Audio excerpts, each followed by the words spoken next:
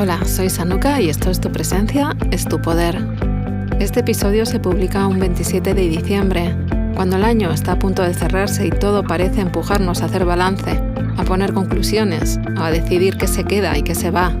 Pero no quiero que escuches este episodio solo como un cierre de año, porque no siempre necesitamos que algo termine en diciembre para poder cerrarlo. A veces, el cierre que necesitamos no tiene fecha. Tiene más que ver con soltar una etapa, con dejar de sostener algo que ya no encaja, con recolocarnos internamente aunque el mundo siga exactamente igual por fuera. Así que si estás escuchando esto en otro momento del año, en medio de un cambio, de una duda o simplemente con la sensación de que algo necesita ser revisado, este episodio también es para ti.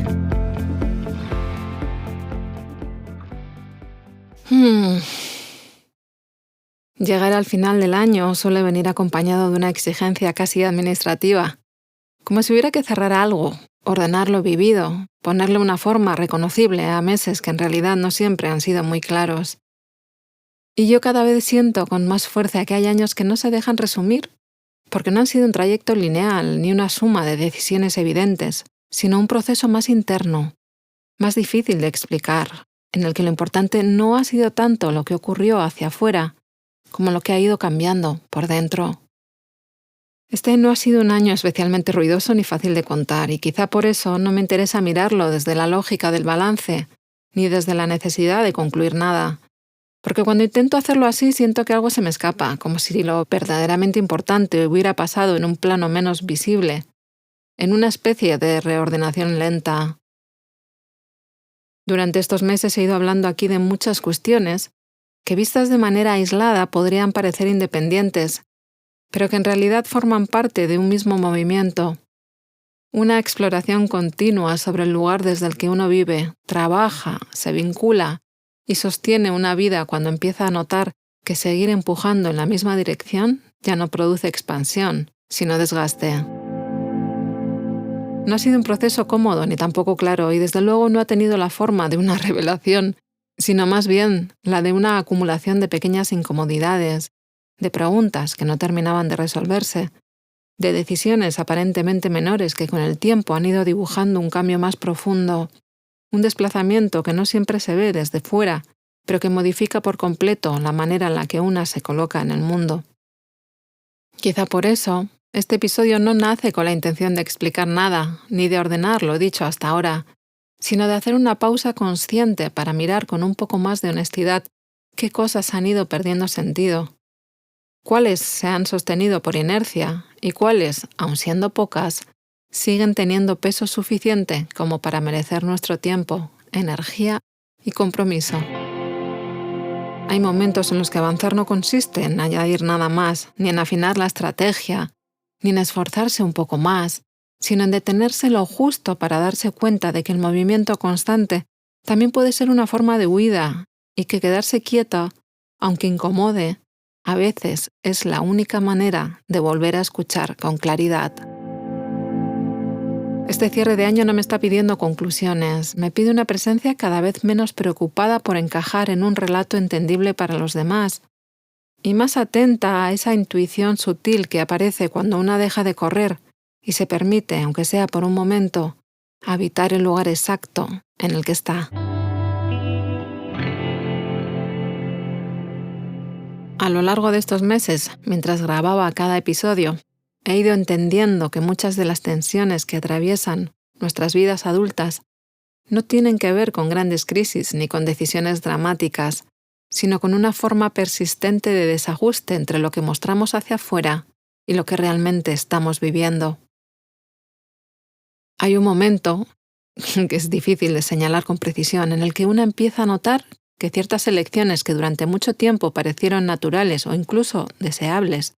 comienzan a sentirse pesadas, porque ya no están alineadas con el lugar interno desde el que una se mueve, piensa y desea. Y ese desajuste, cuando no se atiende, va filtrándose en todo, en el cuerpo, en el entorno, en la forma de trabajar,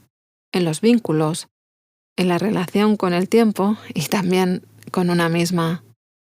Se va manifestando en detalles aparentemente insignificantes, en cansancio, en incomodidad, en una especie de distancia emocional respecto a la propia vida que cuesta explicar pero que se siente con claridad cuando una se detiene lo suficiente como para escuchar. Nos han enseñado a interpretar esas sensaciones como falta de gratitud, como confusión pasajera o incluso como debilidad, y quizá por eso tendemos a silenciarlas rápidamente, a racionalizarlas, a seguir adelante con la esperanza de que se disipen solas, sin darnos cuenta de que en realidad suelen ser señales tempranas de algo mucho más profundo. La necesidad de revisar desde qué lugar estamos sosteniendo lo que sostenemos.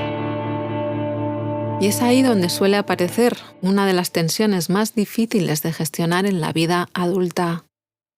La lealtad a las versiones anteriores de una misma, a las decisiones tomadas en otro momento, a los relatos que hemos contado y que otros han asumido como definitivos sobre quiénes somos, qué queremos y hacia dónde vamos. Porque cuestionar todo eso no solo implica cambiar de rumbo, sino aceptar que algo se queda atrás sin que necesariamente haya fallado. No siempre abandonamos lugares porque sean dañinos. A veces los dejamos porque ya no nos permiten crecer. Y esa diferencia, aunque sutil, tiene consecuencias enormes porque nos obliga a soltar, a renunciar, a asumir que la coherencia no siempre viene acompañada de comprensión externa. En muchos casos, lo que más cuesta no es tomar una decisión distinta, sino sostenerla en el tiempo sin explicarnos constantemente, sin convertirla en un discurso defensivo, aprendiendo a tolerar la incomodidad de no encajar del todo en las expectativas ajenas, mientras se va construyendo, con paciencia, una forma de estar más honesta y más habitable. Este podcast ha ido recorriendo precisamente ese territorio, el de las decisiones silenciosas, el de los movimientos internos que no siempre se traducen en grandes cambios, pero que modifican de raíz la manera en la que uno se relaciona consigo mismo y con el mundo. Y quizá por eso muchas personas me han escrito diciendo que no sabían exactamente qué había cambiado después de escuchar algunos episodios, pero sentían algo distinto, como si ciertas piezas se recolocaran sin hacer ruido. Y tal vez ahí esté una de las claves más importantes de todo este proceso. Entender que no todas las transformaciones necesitan ser visibles para ser reales, que no toda claridad se expresa en forma de certezas rotundas y que en ocasiones el trabajo más profundo consiste simplemente en aprender a escuchar esas señales tempranas antes de que se conviertan en ruptura. Llega un punto, casi siempre después de haber insistido bastante, en el que uno empieza a comprender que seguir avanzando no siempre es sinónimo de estar vivo, y que hay una diferencia profunda entre moverse por deseo y moverse por inercia. Aunque desde fuera ambas cosas puedan parecer exactamente iguales, porque en los dos casos hay acción, hay continuidad y hay una aparente coherencia. El problema es que la inercia también tiene lenguaje propio y sabe camuflarse muy bien. Suele presentarse como responsabilidad, como constancia, como madurez,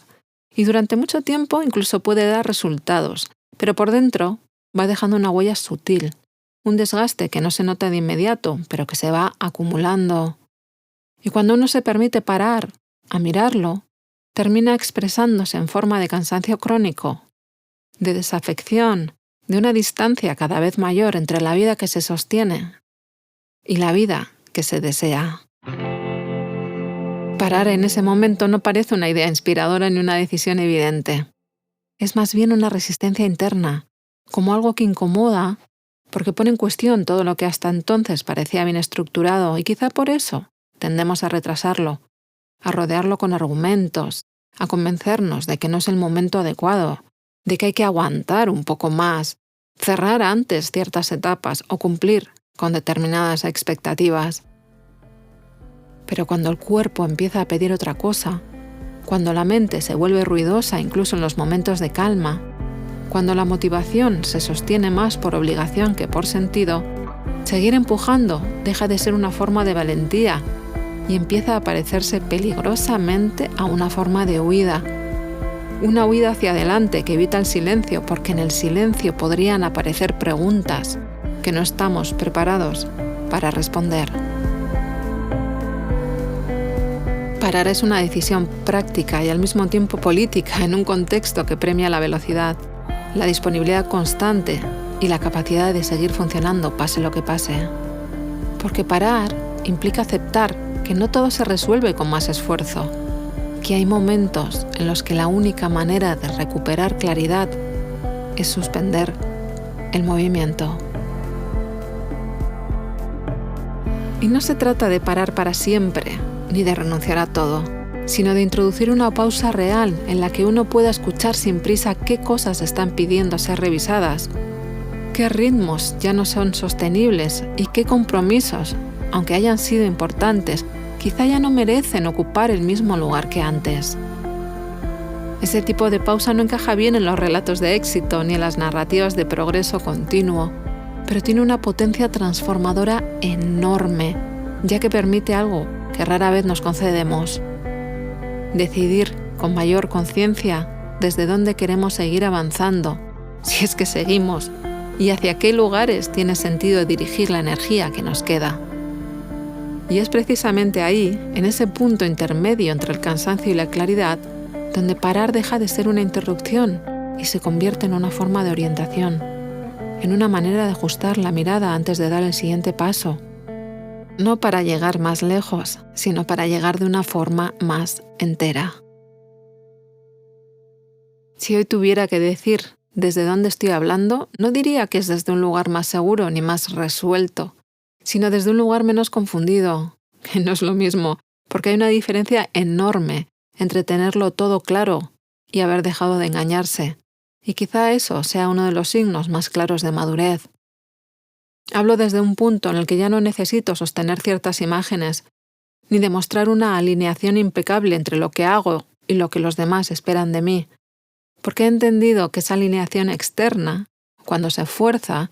suele pagarse muy cara por dentro, y que vivir con un mínimo de honestidad implica aceptar que algunas decisiones no se entienden, no se explican bien y no tienen por qué ser aprobadas.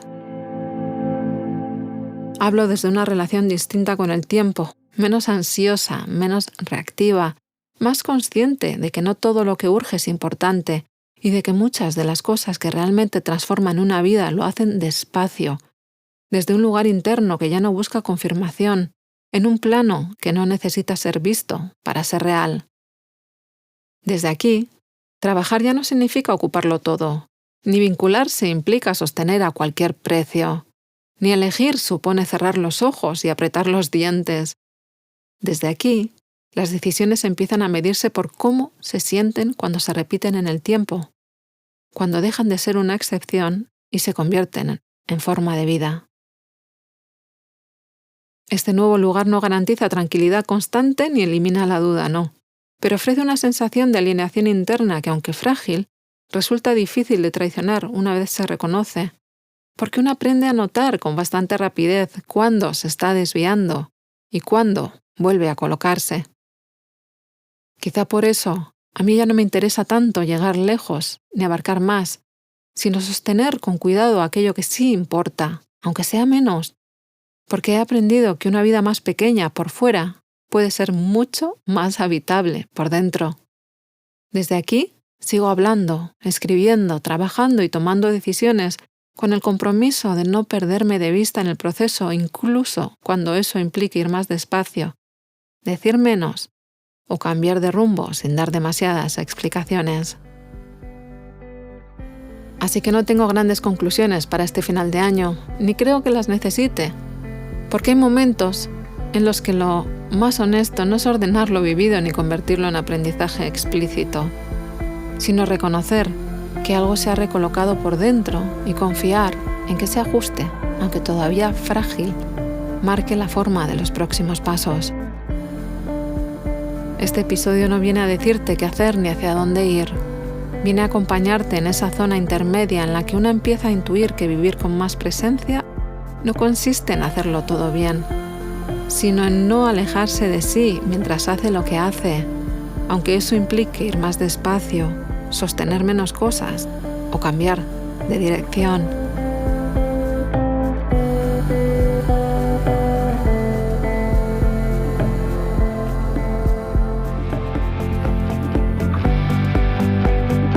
Si algo de lo que has escuchado a lo largo de este año te ha servido para mirar tu vida con un poco más de honestidad,